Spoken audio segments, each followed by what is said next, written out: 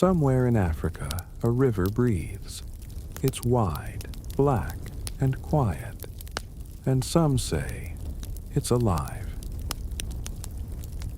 They whisper of a fish, not just big, but cruel, with teeth like broken glass and a hunger that thinks.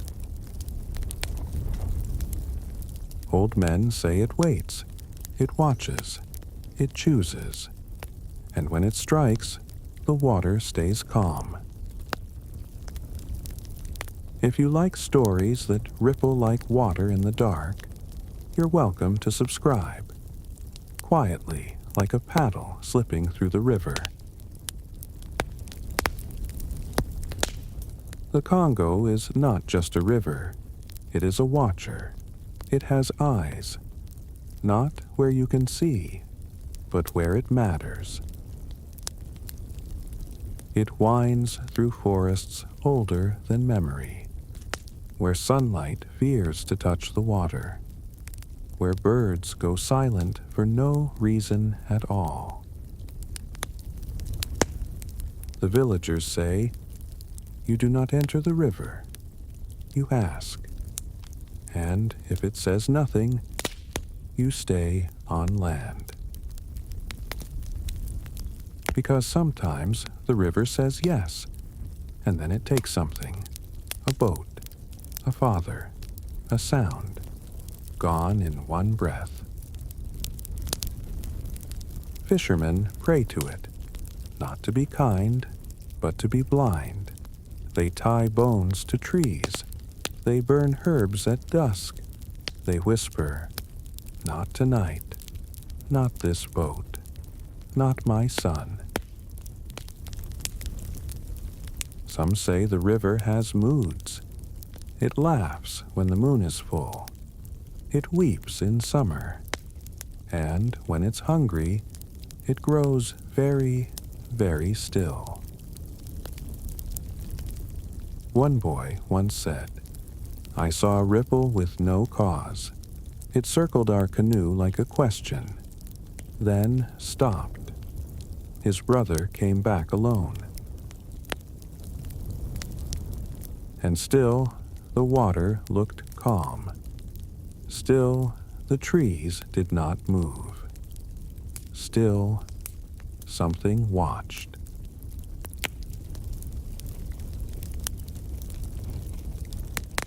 It began with absences. A boat that should have returned.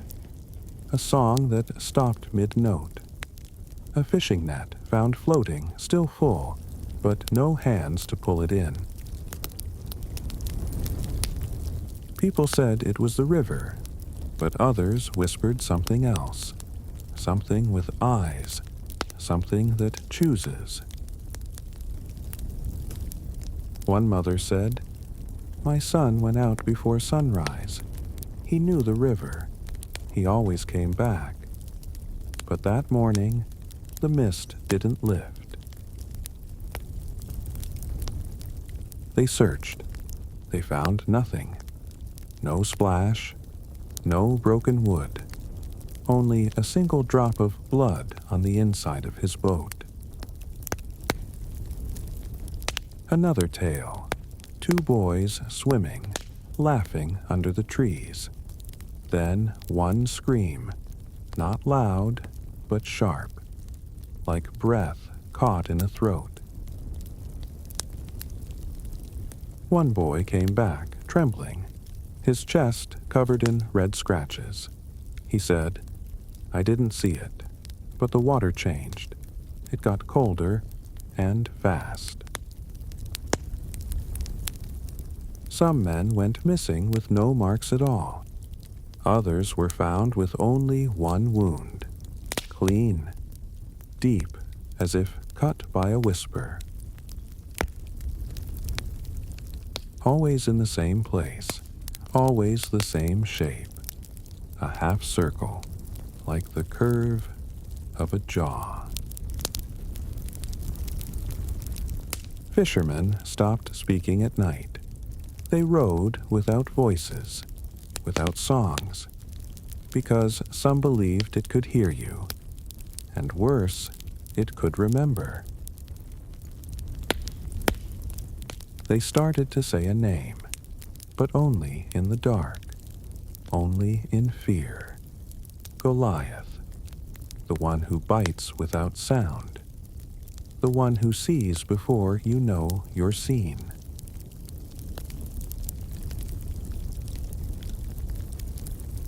They say he is not big, he is too big, too much, too strong, too wrong. Not a fish, but a mistake the river made, a thing too angry to die, too smart to surface, too patient to be real. The first who saw him did not speak. They just stared at the water for days, silent, broken, gone even while breathing. But some described him. Teeth, so sharp they don't tear, they slice, each one as long as a finger, each one shining, like silver from a forgotten nightmare. Eyes, dead and glassy, but somehow knowing. They don't blink, they just stare, like a mirror that hates you. Body, not slow, not fast, just right. A blur under the boat, a flash beneath the moon, thick as a log, but coiled like wire. Muscle wrapped in shadow. He does not leap, he waits, and then the strike. It is quiet, no splash, no chaos, only a jolt, like the river just hiccuped and took a life. Some legends say he can smell fear.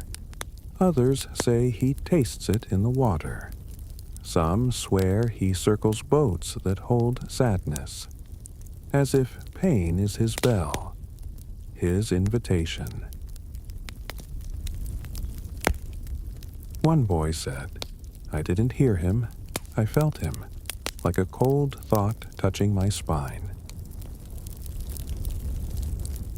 And some, even now, say Goliath never leaves, that he follows the current, hunting backwards, that he is not one, but many, or worse, just one that never dies.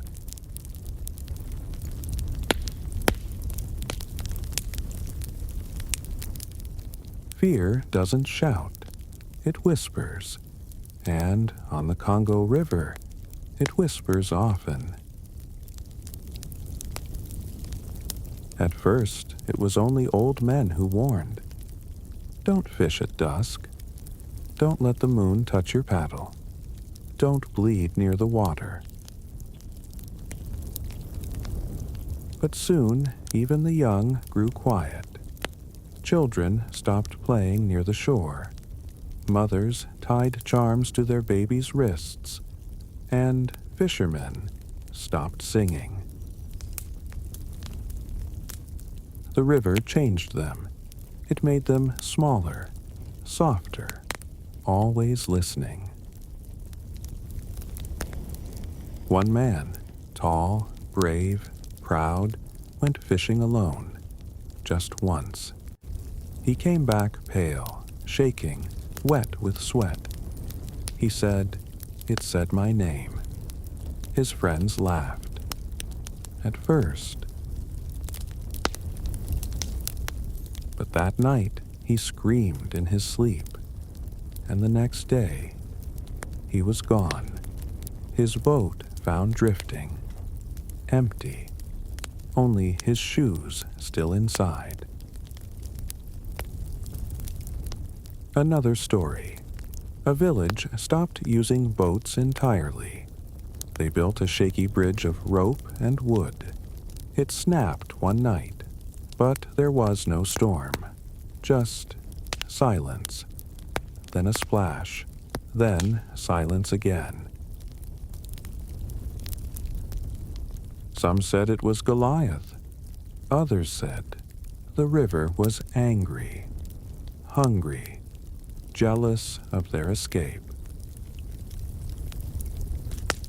People began to act strange. One woman refused to drink river water. She said it looked back at her. Another man dug a well by hand, so he would never touch the river again. His fingernails bled. He never finished. Children drew pictures in the dirt. Sharp teeth, red eyes, broken boats. One child drew a mouth, with legs inside it. There was a girl who swam well, fast, like she had wings. She dared the river. She laughed at the stories. She disappeared on a clear day. No clouds, no noise, just a ripple and nothing. That night, her father stared at the water for hours.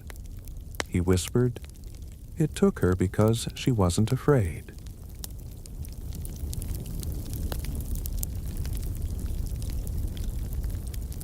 When something kills in silence, again and again, people stop asking what it is.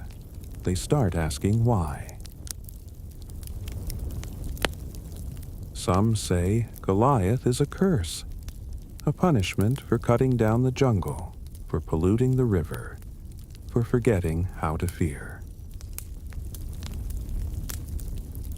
They say the river remembers, and Goliath is its mouth.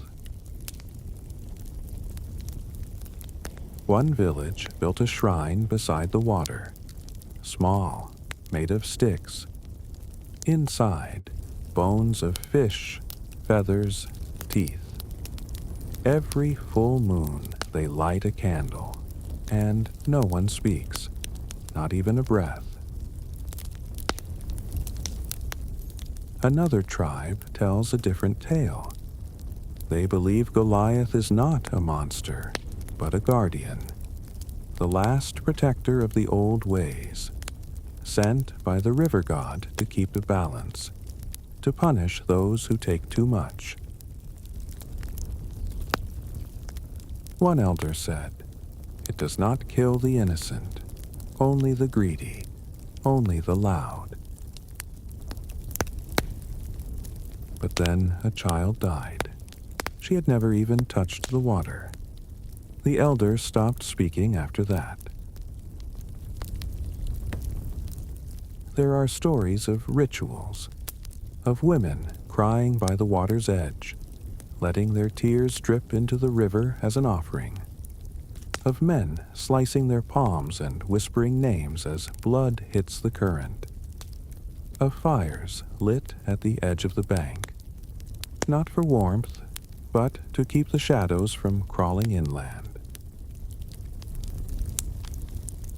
A hunter once said, "Some things aren't meant to be seen, but if you see Goliath, you must look away, even if it's looking at you."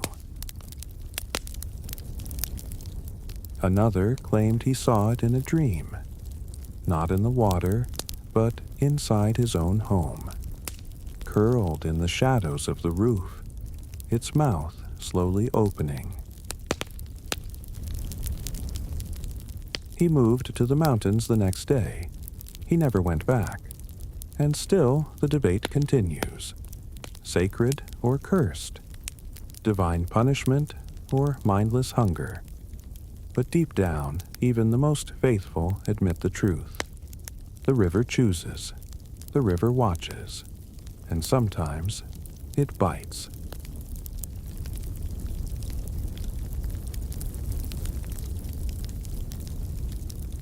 The scientists came with boats, with notebooks, with calm smiles.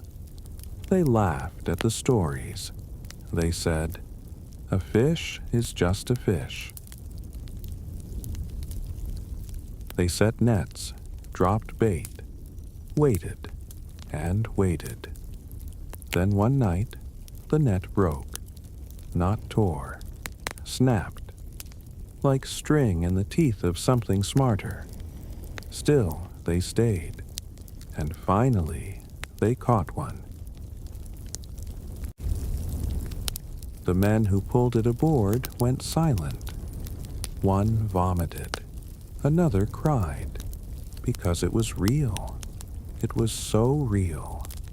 A beast of silver muscle and bone, eyes dull but deep, dull but watching. Its teeth were huge, not just sharp, but human-like, jagged, perfect for holding, tearing, swallowing. One tooth was bigger than a thumb. They said it could bite through a man's arm like fruit. The team measured, photographed. They smiled again, but it was a smaller one, barely 4 feet long, still growing, still young. And someone asked, "If this is the baby, where is the mother?" They never caught another. They searched for months, but the river stayed quiet. One diver, foolish or brave, went down alone. He came back shaking. He said nothing for 3 weeks. When he finally spoke, he whispered, "There's something down there, and it knows I saw it." Some say the scientists left changed. One refused to work near water again. Another disappeared from public life. They brought back data, measurements, charts, but none of it could explain the bite marks, the eyes, the feeling. Because even in science, there are things you can't measure, like fear or shadows, or the way a river seems to breathe when no one is looking. And still, the biggest Goliath has never been seen, only felt.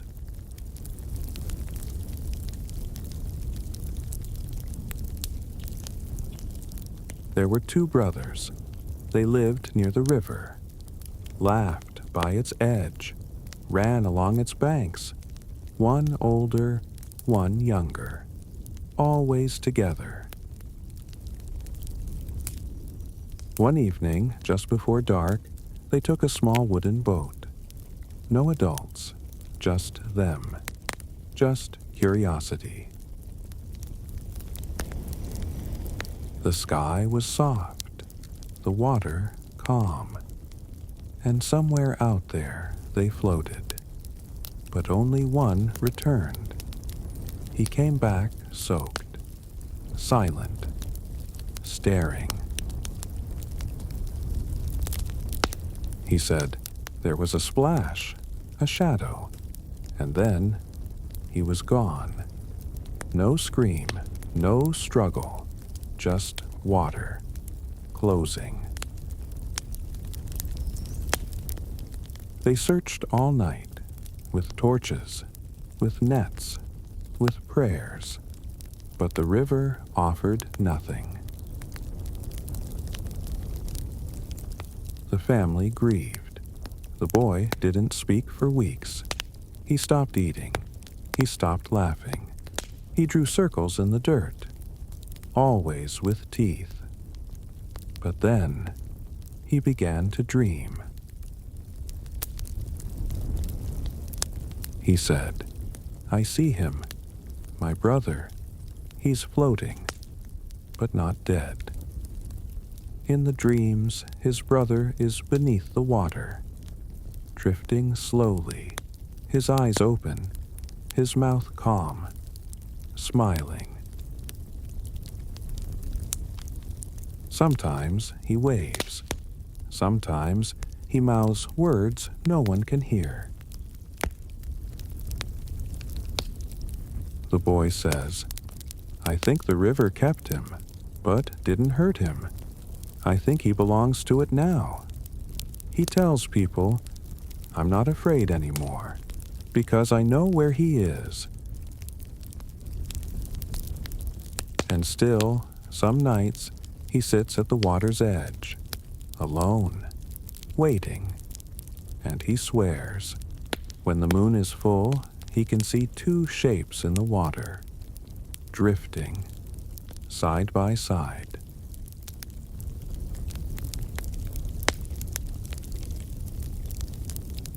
What lives in water that never sleeps? What waits beneath where light can't reach? We walk near rivers, drink from them, sail across them, but we do not know them. Not really. Some say the river holds memory, that every splash remembers. Every ripple repeats the names of those who never came back. And maybe fear is not foolish. Maybe fear is just respect we forgot how to show. Because when the moonlight hits the surface and the trees go still and the air holds its breath, something watches back. It doesn't blink, it doesn't move, but it knows you're there. So if one night you feel a ripple with no wind, don't speak, don't move, just listen, because the river remembers, and Goliath is never far. If this story touched you like a shadow in the water, like and subscribe gently, and say good night to the river, the moon, and the watcher beneath the waves.